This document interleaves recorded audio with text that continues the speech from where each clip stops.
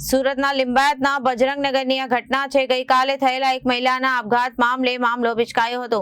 મહિલાએ ઘરે ગળે ફાંસો ખાધેલી હાલતમાં પરિવારજનો હોસ્પિટલ લઈ ગયા હતા અને મહિલાનું મોત નહીં પણ હત્યા કરવામાં આવી હોવાના આરોપથી બવાલ થઈ હતી।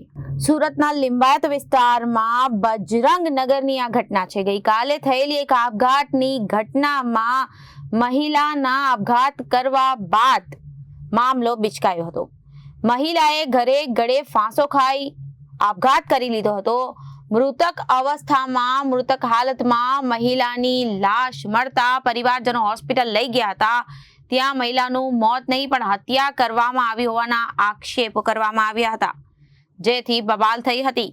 મહિલાના પરિવારના અને સમાજના લોકોએ મહિલાના સાસરે પહોંચી બવાલ કરી હતી અને મહિલાનું મોત થયું અને મહિલાના પતિ અને તેની બહેને ઘરે મારવા ફરી વળ્યા અને મામલો ઉગ્ર બનતા પોલીસ કાફલો ઘટના સ્થળે પહોંચ્યો હતો અને ધરણા પર બેઠા હતા। પોલીસની હાજરીમાં પરિવારના લોકોને માર મારવામાં આવ્યો હતો અને પોલીસની ગાડી રોકી ગાડીમાંથી બહાર કાઢી ધુલાઈ કરી હતી।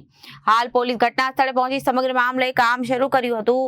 બવાલ ઉગ્ર બનતા પોલીસે બળ પ્રયોગ કર્યો હતો અને હાલમાં મામલો ઠાળે પાડી પોલીસે તપાસ શરૂ કરી છે।